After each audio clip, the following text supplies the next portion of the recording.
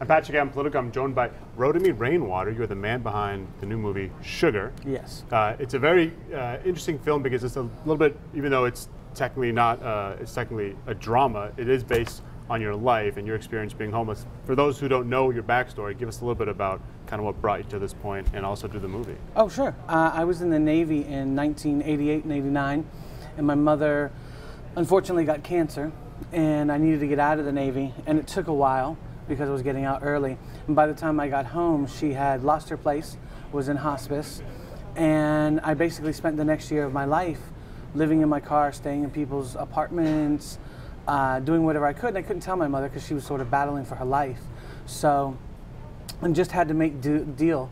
And with a lot of people that I met, it always touched me, you know, the people that I met. And so when I finally got off the street and got the opportunity to do my first film, you know, I wanted to make it about this. Yeah, it's obviously about homeless youth, and you know what's interesting is you're in town because you're going to do a screening on Capitol Hill on Wednesday with Congresswoman Karen Bass. Talk a little bit about how did she get connected with this film? How did she get moved by it? Oh, well, one of our executive producers, Steve Vasquez, has worked with her for a while in Los Angeles, and she came just as a favor, you know. Didn't have a big screening room, we did it in a conference room.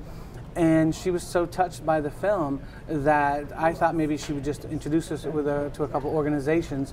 And she was just so touched by the film that she said we needed to screen it for Congress. You know, and so I definitely made sure that it's not a political film, you know, it's a film about human beings, you know, it's a humanitarian film. So she's been a huge supporter and is reaching out to both sides of Congress, and it seems like everybody's really supportive of the film. You know, I mean, you and I sort of talked previously about how so much of the focus tends to be about homeless adults and not homeless youth. That's so interesting to me because, especially here in DC, everyone wants to talk about kids, you know, be it education or food. But it seems like on the issue of homelessness, they don't. Why is that?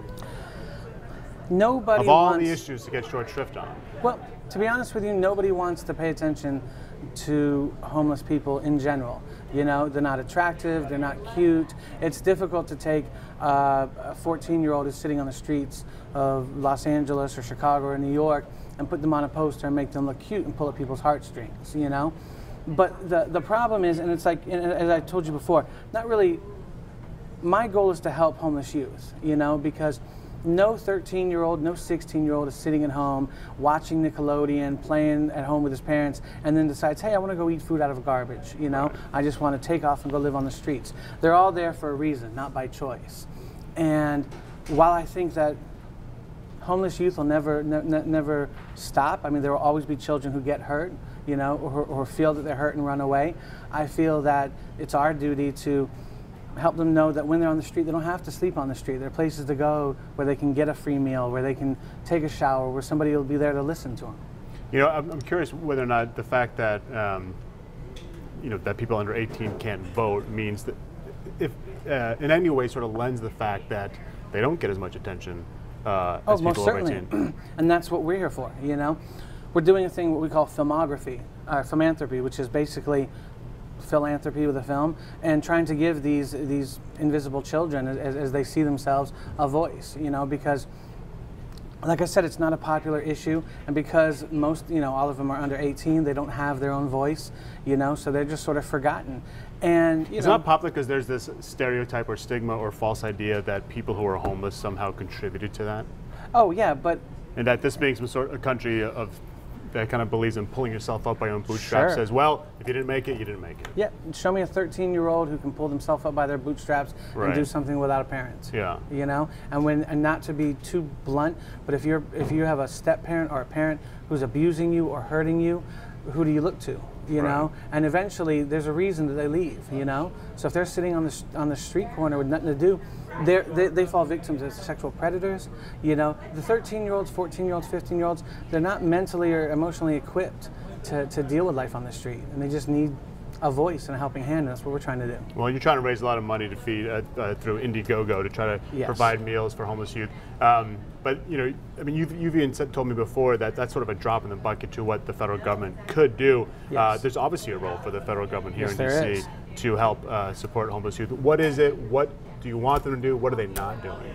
Well, it costs $2.50 to provide a nutritious meal to a homeless youth. That's nothing, you know?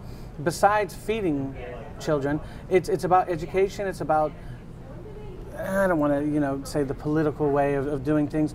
Take some of the empty buildings that we have, you know, refab them, make there be places that people can sleep, you know? Like, there's no reason, with all the empty buildings that we see everywhere, with all the money that we're spending on all these other things, that there's no reason that we can't help, you know? My mother told me before she passed away, you can't love someone else till you learn to love yourself. So we've got, you know, over 2 million children who are homeless in America. Just do a little bit to help them. And lastly, or second to lastly, talk a little about how Elliott Broidy, he's sort of back in this film and supporting it and helping get the word out. How did you get him on board?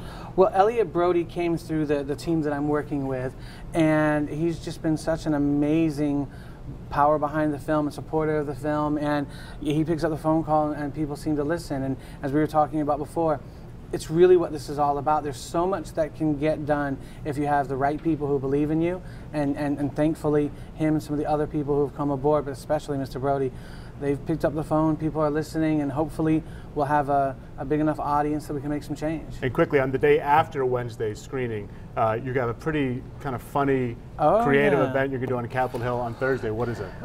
We're gonna stand outside Congress, or there's a park, I guess, right next to it, and we're gonna show people how easy it is to feed homeless youth. So me and the actors, my executive producers, we're going to grab signs that say, please help us feed homeless youth, and we're going to panhandle for a couple hours. And the money that we raise, we're going to go right down to one of the shelters that we work with and feed some kids. So are you directly trying to get money from politicians going to work, or just sort of anybody around? Anybody around, but when we do our congressional screening, we're launching our Indiegogo campaign, and we're going to have our iPads there, and all the Congress members who are emotional and touched by the film, we're going to be like, great, do you have your Visa or your MasterCard? See, it's nice for a change to see actual normal people try to get money out of Congress, instead of just like lobbyists, Exactly. Right? All right, Mr. Rainwater. It's a pleasure. Thank you very much for joining us. Thank you very much.